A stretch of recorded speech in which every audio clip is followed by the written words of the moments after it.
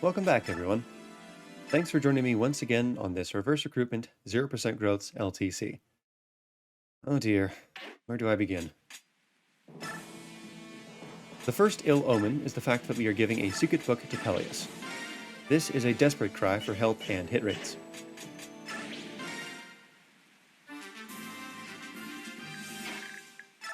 Allow me to officially welcome you to 3-12, which I would consider the worst map in this whole playthrough. Most of the problems we encountered in 3-6 return to hassle us again here. The objective is to defeat lots of enemies, 40 of them in this case, and the units we have available to us suck at doing that. Now more than ever before, that 0% growth condition makes life extremely difficult. We have exactly one unit that can defeat enemies with any semblance of efficiency, and as you have probably already guessed, it's Pelleas. Our strategy will be to buff him up as much as possible, and use a combination of shine barriers, bulk, and the terrain to funnel enemies towards him. Mercifully, very few enemies on the right side of the map have ranged weaponry, so our dragons will be mostly safe behind the human walls we set up. If you're wondering why they transform, it's because we will need them to fight eventually.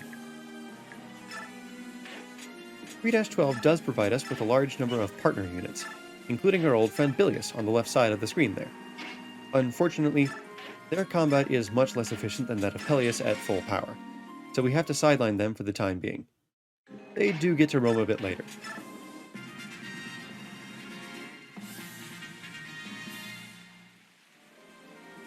This first halberdier has a steel great lance, and his attack must hit in order for Pelleas to activate Resolve. The odds of that hitting are about 50-50, so we're already off to a great start. Resolve is necessary because these halberdiers have 19 speed, which is beyond Pelleas' ability to double, even with White Pool. Once Resolve is online, we need two more things to happen. Pelleas must dodge 3 out of the next 4 attacks, including the warrior, and he must gain enough experience to hit level 10.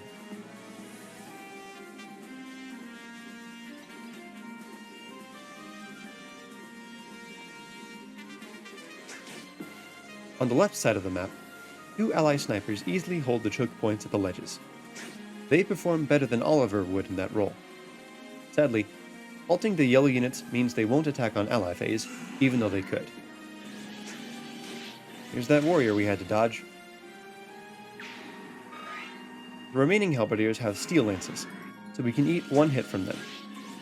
It's worth noting that Pelleas has the Worm Tome equipped, which has much less accuracy than our forged Thunder Tome from the end of Part 1, Achilles.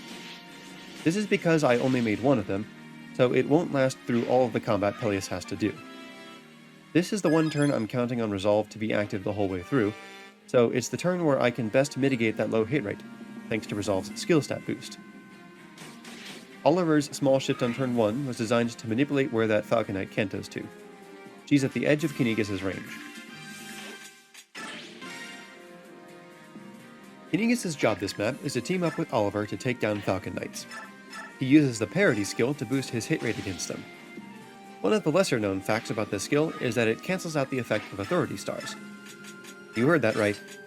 In addition to the tough objective, bad player units, and lack of planning on my part, we have to deal with the 3 Authority Stars of this map's enemy commander, Valencia. Every enemy on this map has 15 extra hit and avoid. Thanks to the combat he did in the previous turn, Pelleas can use the Master Crown we received in one of this chapter's base conversations. Doing so promotes him into an Archsage, and grants him some badly needed stats. With 18 base speed, Pelleas now gains enough of a boost from White Pool to double those 19 speed halberdiers. Additionally, modding mid-map fully heals Pelleas. That's handy.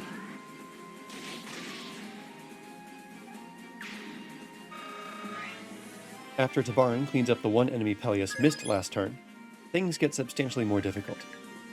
We need to move Nasir and Kurth next to Pelleas again, and they don't have enough movement to do that with the halberdier in the way. The plan is to chip him down from range, and then let Blood-Tide boosted Renning seal the deal. Bastian will consume the last use of Azuka's Glee in order to deal this chip damage, and he will rely on a new C support with Stefan for an extra 12 hit. If it weren't for Alincia's Authority Stars, that would actually be enough to guarantee the damage. You might notice that Pelleas could hit the halberdier from where he's currently standing. If he were promoted before the map started, could he have attacked instead of using his action on a Master Crown? I don't think he would need to. Our positioning on turn 1 was designed to maximize our chances of getting Pelleas to level 10. He fought only as many enemies as he needed to. But if I had managed his EXP game better and promoted him during preparations, we wouldn't need to do that. Instead, I believe we could move Pelleas to his current position on turn 1, and then set up around him. That way, the halberdier would attack Pelleas immediately and presumably die. We'd still need to get lucky in several ways in that scenario, but it would save a turn. Probably.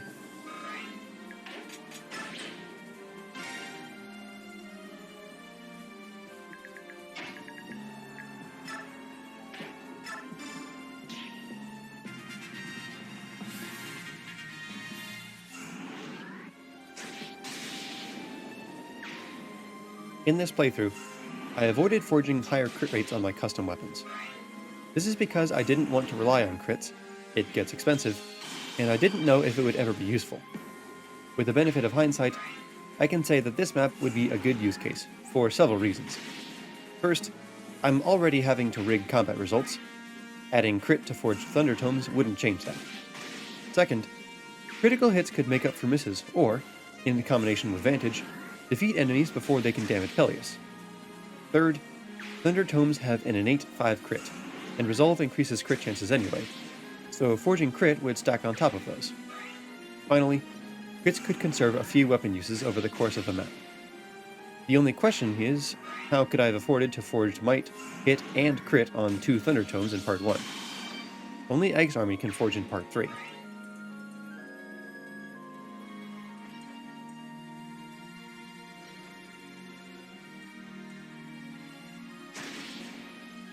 For some reason, these two decide to attack up the ledge before they can get healed by an enemy bishop.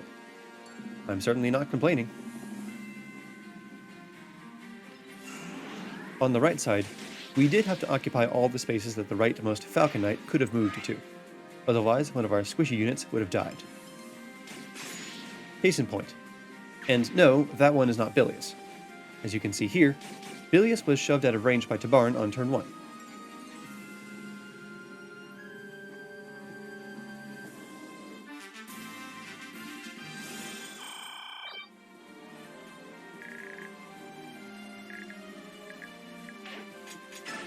That's right, more battle saves. You'll see a lot of those over the course of this clear. I decided not to concern myself that much with reliability in the interest of getting 3-12 done and out of the way.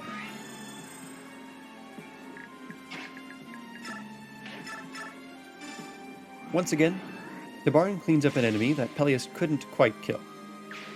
Warriors on this map have at least 20 speed, so Pelleas can't one-round them without Resolve active.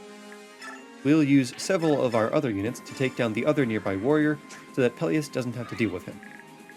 Our hit rates are shakier than they were against the halberdier on turn 2, in part due to the difference in the biorhythm of the two enemies.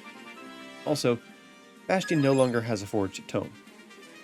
I'm sure I could have conserved Azuka's Glee a bit better in part 1, and forged more hit on it, if I'd known Bastian would need it here.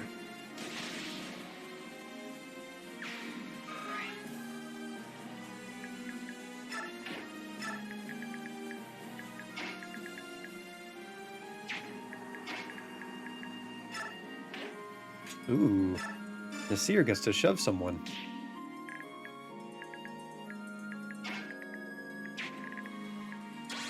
We are going to let our ally team roam free this turn, so ideally, they will kill that Falcon Knight before she can move and do anything silly, like kill Pelleas.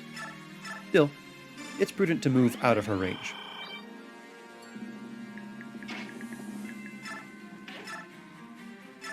Here we see another spot where I'd really like to have a second forged weapon. I did buy the Verrine tome this chapter to help out, but its hit rate is atrocious. I wish I could have spent that 5,000 gold elsewhere.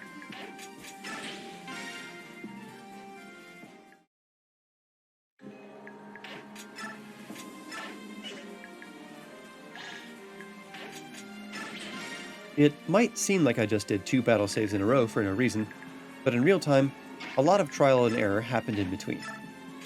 The raw footage of this chapter's gameplay lasted over an hour.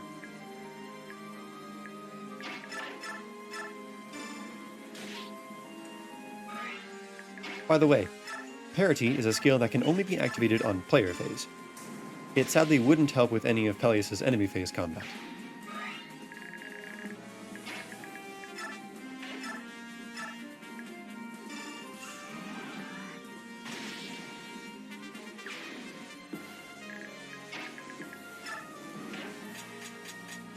Kurth is able to help Pelleas re-equip Achilles before dealing some chip damage to this Swordmaster.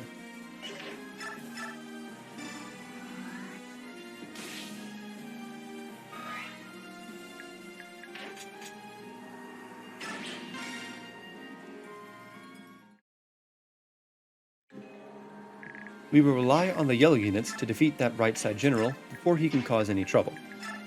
Volk moves up to screen for Kurth and to shove the Swordmaster away from Pelleas. Otherwise, enemy movement order could rob Pelleas of several rounds of combat.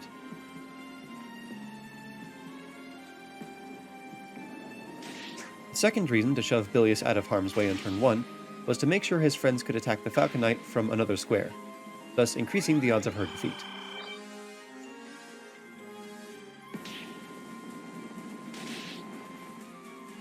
As we can see here, and as Giffca demonstrated on turn 1, these boulders deal a flat 10 damage to anyone in their path. That is meaningful damage in several situations.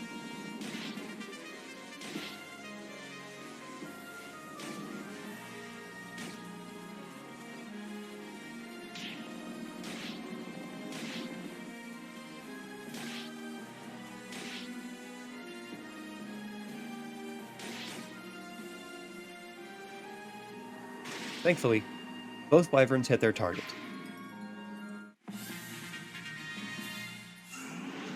At this point, I think I've said everything worth saying about 3-12. The rest of the map is much the same. Lots of Pelleas combat with occasional, less accurate contributions from the peanut gallery. In the end, we're able to complete 3-12 in 5 turns. It's a messy clear, to be sure, but after 2 weeks of struggling, I was happy to get out with that turn count. Join me next time for a map that is immeasurably more satisfying. Take care, everyone.